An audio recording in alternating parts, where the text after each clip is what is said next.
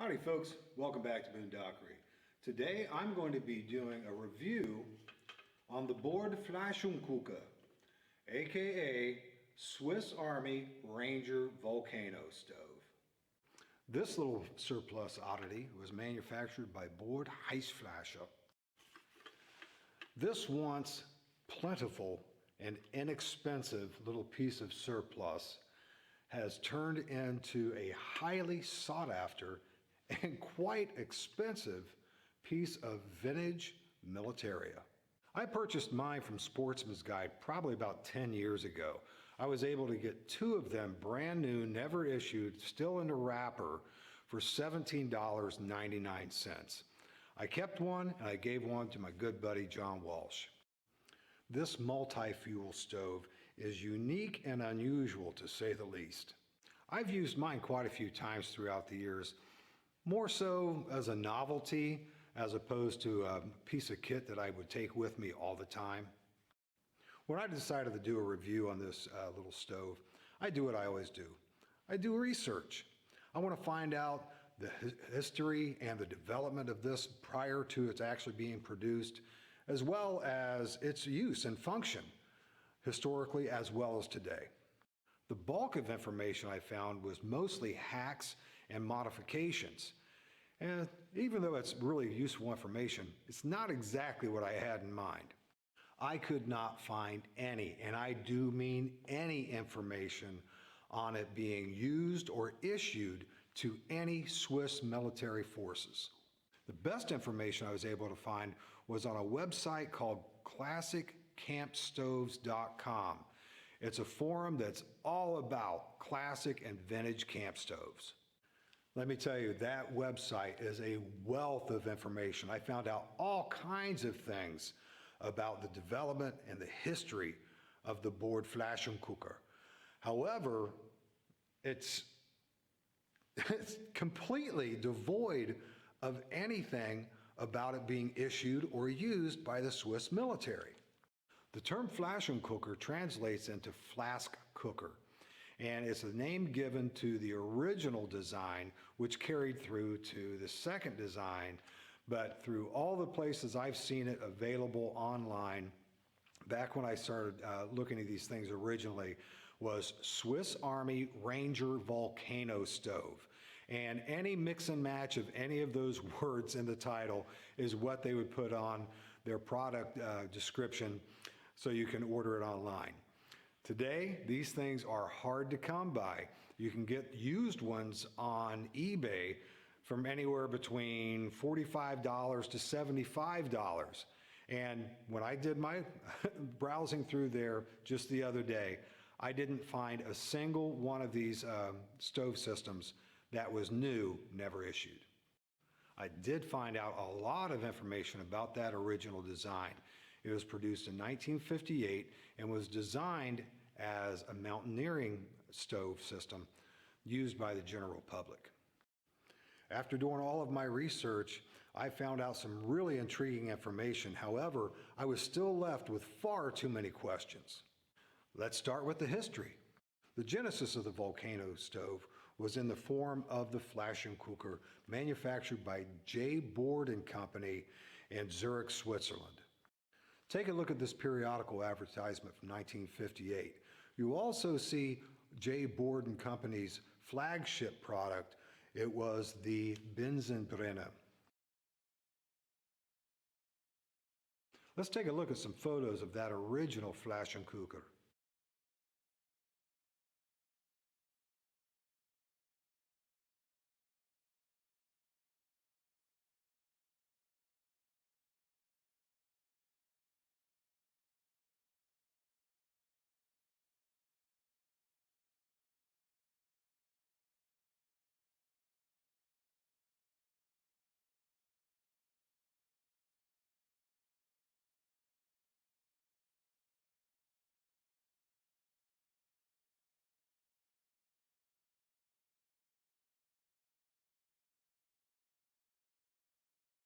The stove was designed to facilitate the standard issue water bottle and water bottle cup issued to the Swiss military. The water bottles were actually manufactured by SIG SIGG, and that company is still producing camping products like aluminum water bottles today. I'm going to go ahead and put my reading glasses on because there's no way in the world I can remember this full name of this item I'm about ready to tell you about. According to the original documents, the Flaschenkocher was designed to exclusively use hot spirit Oesterblieten, hot spirit Oesterblieten, or the equivalent of meta or other solid fuel tabs. And check out a few photos of those original meta fuel tabs.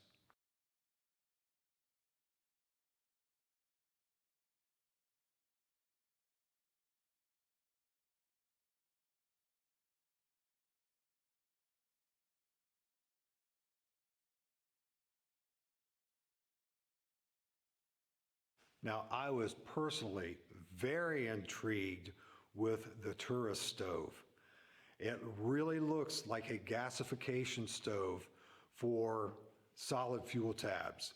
But that's a whole different rabbit hole that I'm not going to go into with this particular video. Check out a picture of this original product sheet, which illustrates the Swiss Army Ranger Volcano stove, and they have it labeled as the Flaschenkocher. It is shown with several of the board Bunsenbrenners and the stoves that accompany them.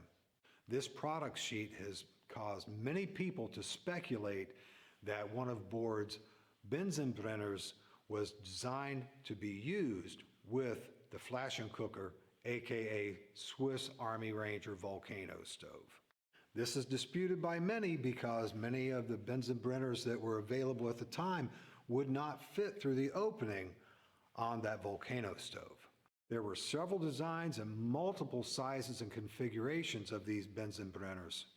Here are a few photos of those Bunsenbrenners.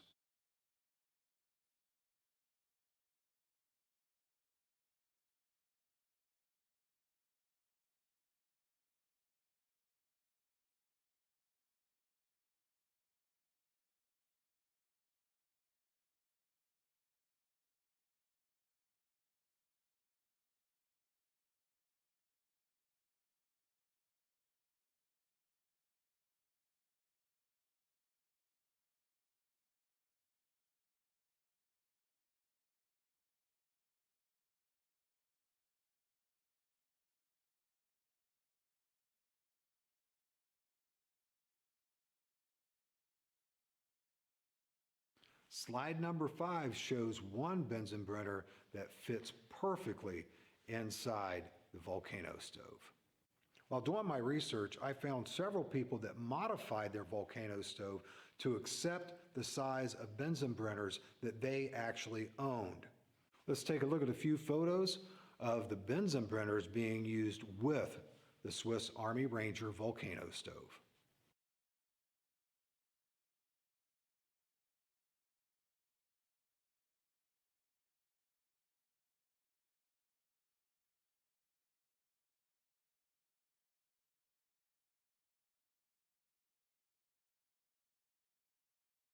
That, in a nutshell, was all the information that I could find. Let's take a look at the stove. The stove system is all aluminum. It's comprised of 3 primary components and this locking handle and support. I have a nice deep cup. I think it holds about 16 ounces with swivel to the side handles. Very common with water bottle cups today. It has the stove, which has an articulated handle and bottle support built into it. And the stove has one opening here to feed whatever type of fuel you have. It has ventilations at the top and at the bottom. And the bane of most people's existence that purchased this, they absolutely hated the water bottle because it had a cork. I don't have a problem with the cork. Through 20 years of historical reenacting, carrying kidney-shaped canteens made of tin or copper, cork did just fine. And as long as you are cork savvy and you understand that you can't put a dry cork in something and expect it to stay. You got to let that soak in the moisture a little bit, and once that soaks in, it'll lock in good and tight. The capacity of this bottle is approximately 1 liter, and the stove is used primarily to boil in a cup. So we have our fuel put in here. You ignite the fuel, and you slide your cup down inside. The one thing that is nice about this handle is that you can put your water bottle in here to help stabilize it. That's one of the failings with this design, is you have to have a very level surface to put this on, especially when your cup is full. It could tip pretty easily. If you have a full water bottle, or at least half full, it's going to hold it position quite well. Another thing with this handle is, you notice there's these crazy loops. I couldn't find anything online addressing this, but for me and my way of thinking, if this handle is going to be in contact with the heat source inside, being a steel wire, that's going to conduct a lot of heat. And the further it has to travel, the less heat that's going to be conducted out to the end. So as opposed to having a handle that's this long, you basically put these curves in here in order to be able to manipulate your stove without burning yourself. That is my speculation, not coming from research that I discovered. Let's take a closer look at this stove and cup. The cup is designed with a slight taper to the bottom portion of it, and a very large lip to rest on the opening lip of the stove. If you notice inside the stove, you will have all of these corrugations creating openings and gaps within the stove. This does two things. One of which, it adds strength to the integrity of the aluminum. It makes it far less fragile. The other thing is it creates flame turbulence as the flames go up, and it allows that heat to move just a microscopic amount slower as it rises up through. And as the cup fits down inside, you have approximately 1/2 inch to 3/4 inches between the outer wall of the cup and the inner wall of the stove. If you notice, you have a tremendous amount of surface area of that cup that goes down inside the stove. 100% of this is receiving heat from the heat source, allowing water to boil in these little cups very, very quickly.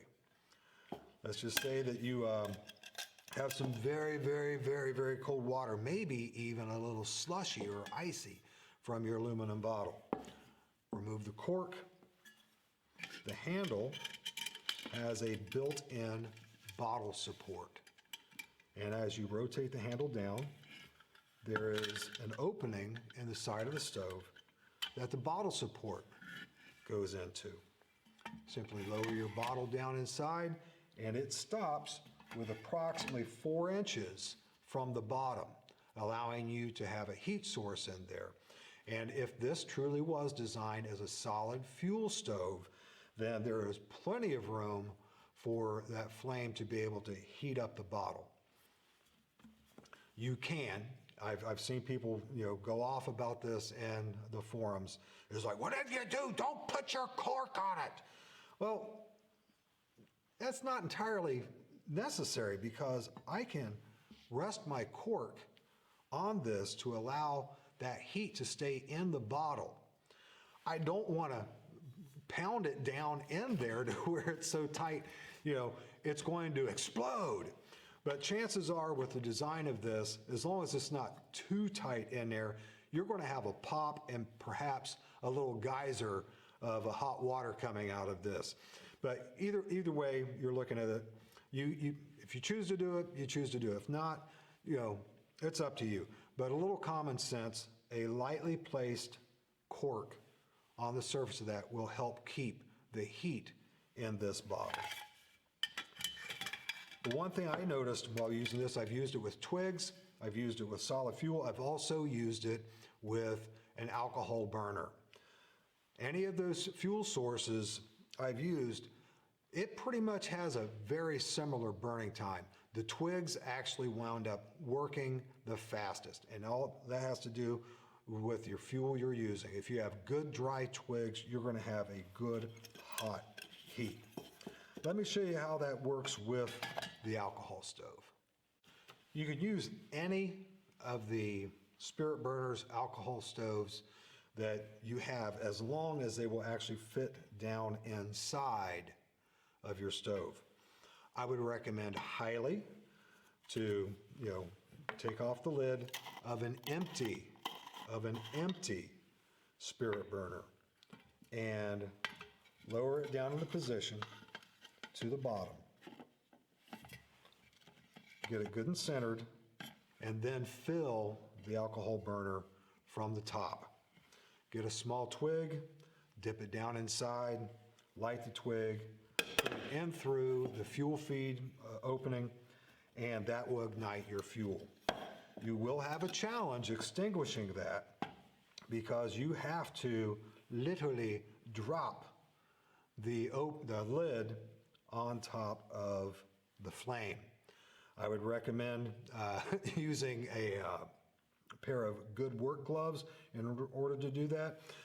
There are brands of alcohol burners that has a small handle, and if you want to, you can actually lower your lid inside here, allowing the handle to protrude out here, and tip it back over.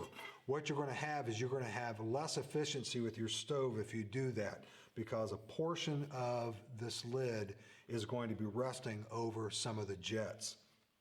I just go ahead, good pair of work gloves, drop down in. It's a little bit hot for just a second or two, and then if you need to, take a stick to tap it down in there to extinguish the alcohol.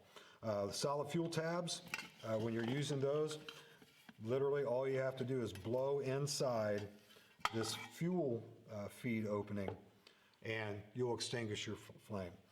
I would caution anyone using this stove, especially now since it's a piece of historic militaria and highly sought after and far more expensive than what I purchased mine for, is to really pay attention on your twig fires. Use the twig fire to boil whatever you need, heat up whatever you need, and then dump it out. Dump it out as soon as you possibly can.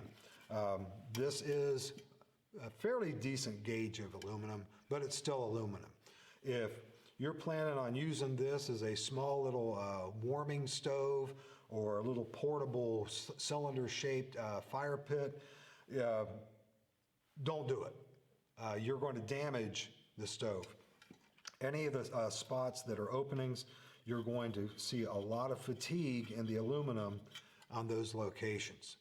And just something you don't need to do, and I wouldn't want to. But as you can see, as you're picking up the handles of the stove, as you squeeze in, it locks it to position to where you have good control over it. And it's a very interesting design.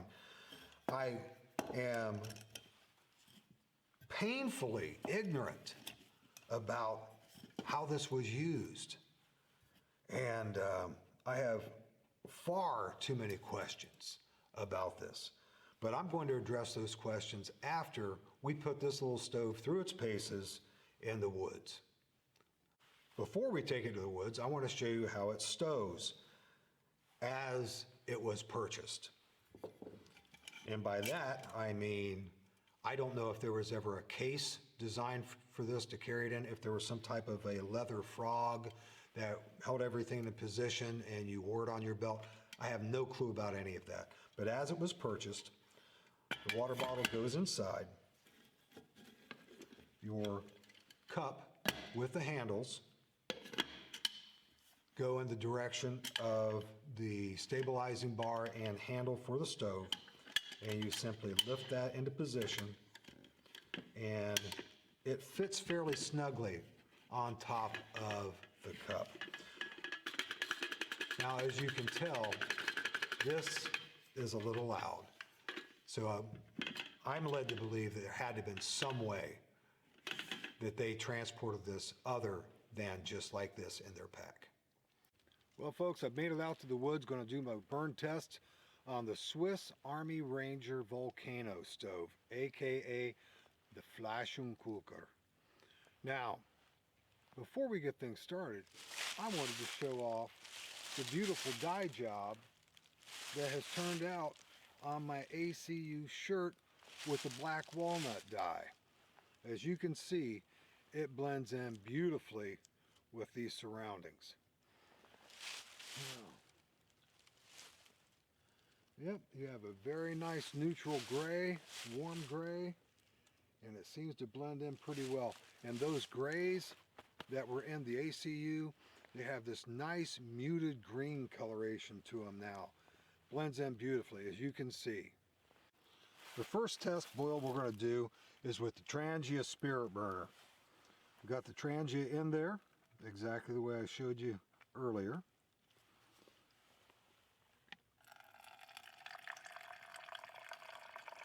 And we'll go ahead and fill this up. And we'll go ahead and ignite that and let those jets get to a nice glow.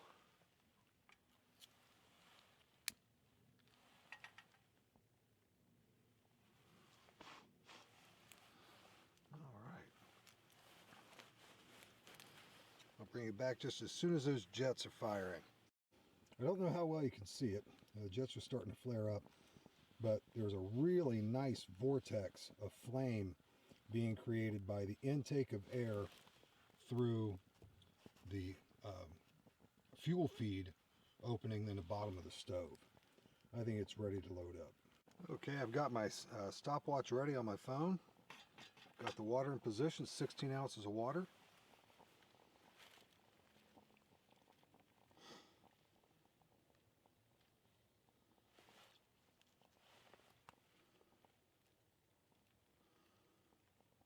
I'm already starting to see some bubbles in the bottom. That's a fantastic sign. I'm going to bring you back just as soon as it starts to boil. Starting to get a little activity going here. Right now we're at 5 minutes exactly, and the water bottle I had was sitting in my vehicle. It's been 40 degrees most of the day, and it's been in there, so the water temperature was pretty chilly. A lot colder than your average tap water, and there is no lid on this container. From about right here on up is where the cup body is, and that cup body is getting all the heat from that Trangia burner, and I'm feeling a good bit of heat shooting out of these side exhausts. As a matter of fact, I can see some sweating on the water bottle here that's used for support. And seeing a little bit of that misting and stuff coming up from the water. I'm starting to hear it, and the bubbles are definitely churning around there, so it's going to be boiling before we know it. But this is an incredibly efficient stove for an alcohol stove. As far as the burner goes, you know how the Trangia burners work. They're very good. Most spirit burners are fairly comparable, and they produce a decent amount of heat. But this stove design, I'm really impressed with the simplicity of it, and it's very lightweight. I definitely would say it's not robust. There's a couple areas here that have been bent from just carrying it in my backpack, and but no major dings. My buddy John, he has a pretty decent dent in his, but in no way, shape, or form does it affect the performance overall of the stove. It's merely cosmetic more than anything else. It's just one dent in one of the raised corrugations. So it's looking pretty good there. Just about coming to a boil. you can definitely tell when the boil's coming, because you have almost a crescendo of the sound being created. Those sounds, vibrations coming up, and then all of a sudden it gets real quiet, and then it starts to boil. And it is boiling right now. I'm not going to call it till I actually see something a little more substantial.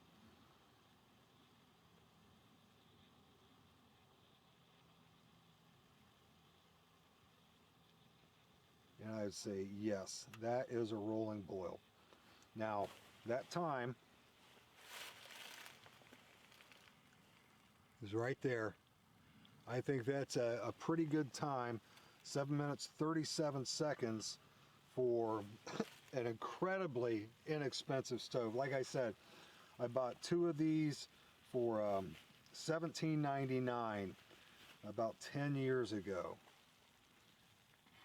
Let's go ahead and set this off to the side. And that stove is so hot, the burner, the alcohol in the burner is actually boiling.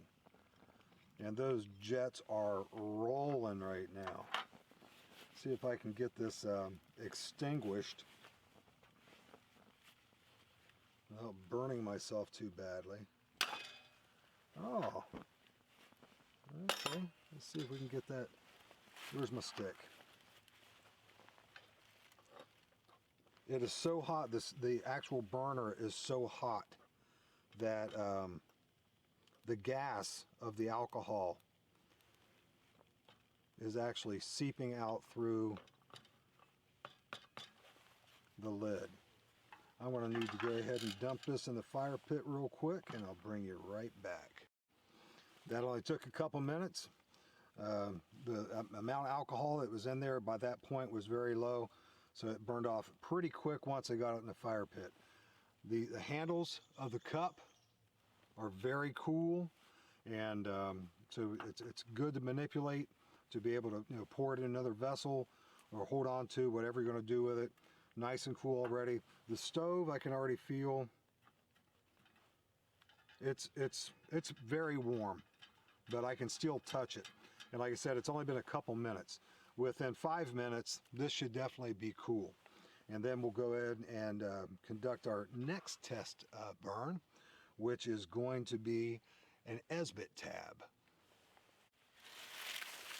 Next test will be with an Esbit tab, and I'm going to set the Esbit tab on the bottom of this little cup, which I'm also going to be using for a gelled alcohol test. And the stove within 5 minutes was nice and cool, definitely no problem whatsoever to touch, and we'll see how well this goes. I've never done this before. I have used the alcohol stove before, the alcohol burner in before, and it didn't have quite the problem extinguishing as I did today. I'm going to get the Esbit tab in there. And usually for 16 ounces of water, they recommend you use 2 tabs. We're just going to see how well it does with 1.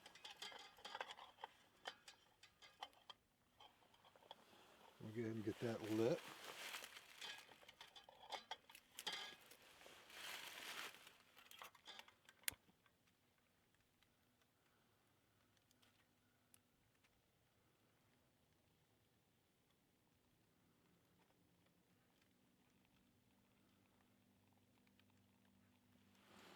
Okay, it has started.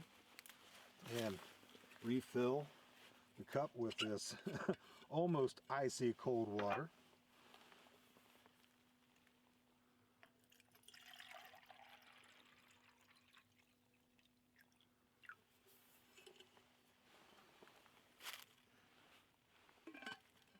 And any time neglected from the heat that's coming off of the heat tab is wasted time. So even though it's not fully ignited yet, we're going to go ahead and put the cup on. And by the way, when I picked the stove up, the actual stove, by these handles, they're cold. They were cold when I picked it up to empty out the burning alcohol stove. So even though this part of the stove is very hot, this portion was not. And it had a little bit of sweat on the bottle from the vents coming off on them, but the water is still very good and icy. So that's not any threat whatsoever. Oh, just forgot to push the timer. So we're going to do that. It was on there for probably 30 seconds before I realized it. And we'll bring you back when we get some. Yeah, it's starting to bubble already too. I'm definitely hearing that crescendo build up. And like I said, usually they recommend that you use 2 tabs for 16 ounces of water. And this one is going pretty well. It's burned about halfway through. We're sitting at about 6 minutes 15 seconds, which is 6 minutes 45 seconds with that 30-second delay I had of turning on my stopwatch. And I did notice I have a little tiny bit of a dent in my aluminum cup here, which doesn't surprise me. I mean, it hasn't exactly been babied.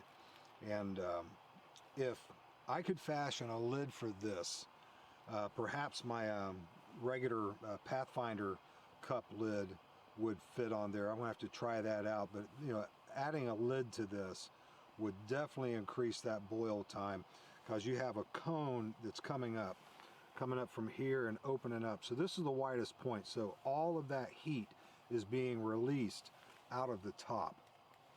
And yep, we've got a lot of activity in the bottom. So I would say the boil is coming up real soon, within seconds.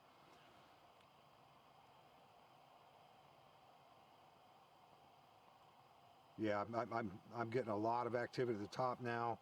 It's starting to rotate around, and it's not quite a rolling boil yet, but that would definitely be considered, okay, we've got a rolling boil now. And that is 7 minutes 42 seconds, would be 8 minutes and 15 seconds with that 30-second delay I had in the timer. So we're just going to go ahead and take that off of there. And let's see, real quick test here. The heat tab is burnt most of the way through. Oh yeah. Handles are definitely cool enough to get, they're just warm. And even there's a little sweat here, there's no heat whatsoever. So there's no harm whatsoever in using the aluminum water bottle for a support mechanism for the stove. Let's go ahead and blow this out. Now the next test is going to be using Fire Dragon gelled alcohol, and I've already got the little tin cup in there, the little can that I had, and I'm going to go ahead and squeeze in about, I'd say a good ½ an inch should more than be enough. Maybe not quite that much as it settles. And we're just going to see how this does with just that amount. And we will take that from there. Now, the one thing I did notice is with the Esbit tab, the stove itself did not get as physically hot as with the alcohol burner. The alcohol burner was going crazy in there. You did get a good bit of soot on here from the Esbit tab, but that should clean up pretty easily. Go ahead and top this cup off, again with near icy water.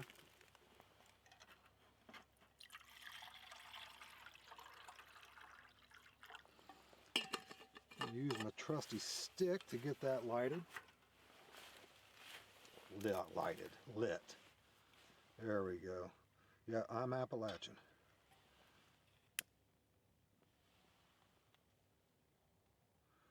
Okay, it is lit. Put our water on. And like I said, I've not used this stuff enough to know exactly how much I need. I put a comparable amount in there, which would basically be about the same globule as an Esbit tab, maybe a little bit bigger. And only a few seconds off getting that started this time. Right now we're looking at about 8 minutes and 38 seconds And it's still, I haven't heard any of that build up to a crescendo or anything with this. It's definitely steaming, it's bubbling. Oh, starting to hear it a little bit, but by far the gelled alcohol is the most ineffective of the fuels I've used so far. I'm starting to get a little more activity, and we'll see if it can do it. I'm going to go ahead and take it to about 10 to 12 minutes, and if there's still no boil, in the interest of time, because I'm losing light, I'm going to go ahead and call this test.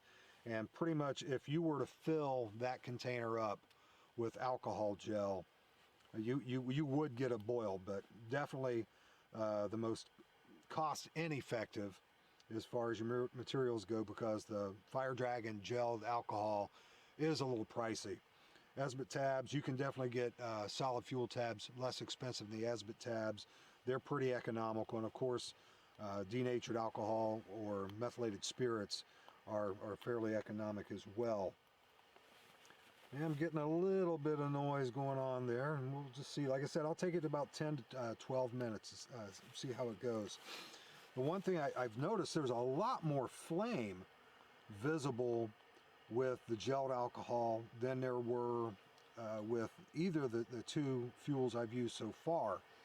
And there's been a couple times I've actually been able to see them shoot out. It could just be that the light is getting lower and I'm able to see them easier. It's definitely getting plenty of oxygen. There's enough space in between the flame and the bottom of the cup. So everything there is optimum. What's not optimum is my fuel source. Well, starting to see some bubbling come out from the bottom. That's encouraging. And we're about almost 11 minutes. Definitely has taken the longest amount of time. And I just hope we don't run out of fuel before it can actually get to that boil. Yeah, seeing a lot of the bubbles leaving the bottom now. Some turbulence going on top. A little play-by-play for you folks. The temperature has dropped since I started filming. It feels like it's dropped about 10 degrees. As that sun's been setting, it's gradually gotten much chillier. You know, folks, we might just do it in 12 minutes. Yes, we have a boil. Let's see if we can get that rolling boil.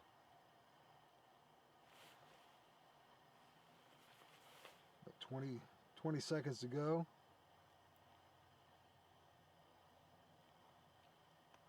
Yeah, I'm getting a lot of activity over here.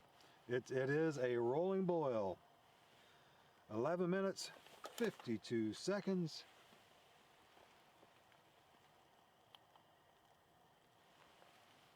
And there we go. Another successful test. This one was definitely the one I will never use in the field. Okay, folks, I've got the twigs all broken up there. We are rapidly losing light. So I'm going to go ahead and pour some gelled alcohol in here, just so we can get things started.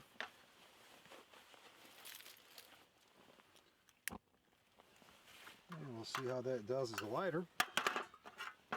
Haven't got much choice at this moment. And I had planned on using the leftover Esbit tab to get that started, but it wound up burning more than I had anticipated. I've got it loaded up to the level of the bottom of the cup. So it's going to set a little bit, and we're going to see if just that one load is going to bring this to a boil. And I had some pretty decently dried twigs. We'll see how that goes. Oh, so we're going to have to add about another 30 seconds there too.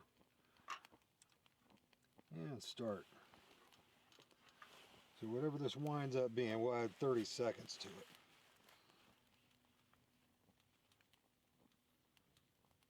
Hearing that fuel crackle and pop, which is a good sign. Definitely get a lot of updraft through all these ventilations at the bottom. Seeing a lot of the smoke coming up through, especially this back area. This opening for the fuel feed has a tremendous amount of draft in it. And one thing I noticed with the gelled alcohol as well is it created a little bit of a vortex with the flame, just like the spirit burner did. Yeah, we're getting some bubbles going on in there. Some actual steam coming off of the water. You can see the flames shooting out through here. So all the heat that's being generated down here is touching every bit of that cup, with the exception of this collar that's up here on the top. And what my theory is that I'm going to be able to do this with just the twigs that I loaded into it, just one filling, and we'll see if that theory pans out okay. If not, I'm going to have to feed some more twigs in there.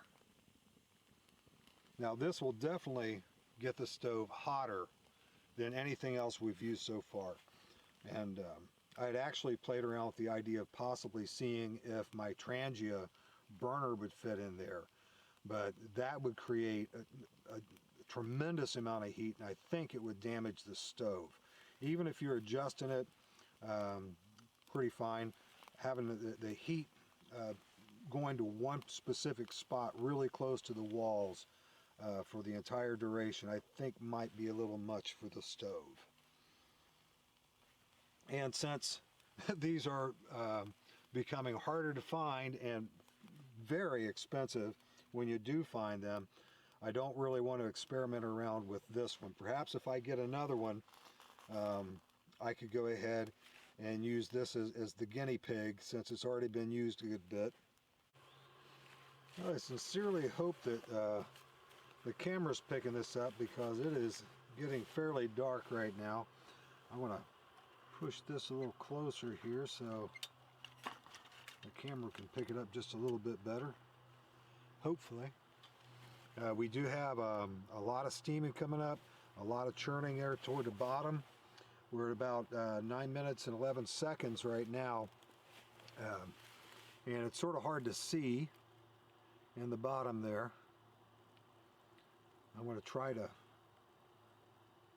pay close attention to the surface to see when it starts to have a little okay, we're getting some turbulence. And it is at a boil. So that's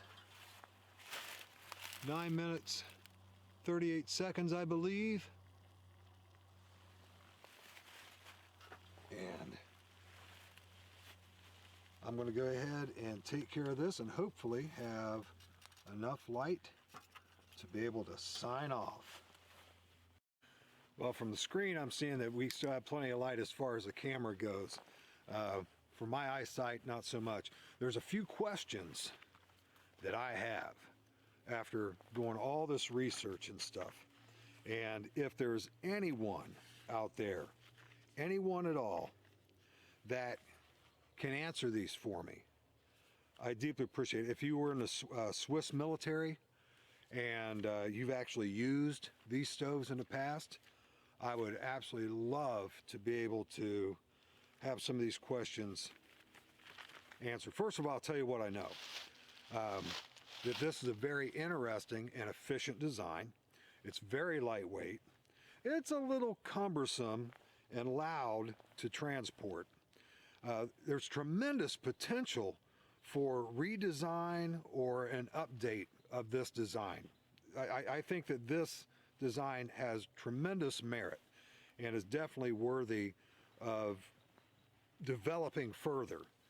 Now, what I don't know is when it was issued, how long it was in service, how was it packed or carried? Was there a frog that you hung from your belt, a leather strap system? Was there a specific case that this went into? I have no clue. I can't find any information about this. And was there ever a plan to issue a purpose-built burner for that stove? Now, I find absolutely nothing about the stove's use with the Swiss Army. Nothing whatsoever. No photos, no manuals, no accessories, no instructions, nothing. Absolutely nothing. So if any of you out there can answer any of these questions for me, I would deeply appreciate you putting those in the comments below. My final thoughts on this stove is when I bought it, it was a novelty. And for the amount of times that I used it, it performed very well for boiling water.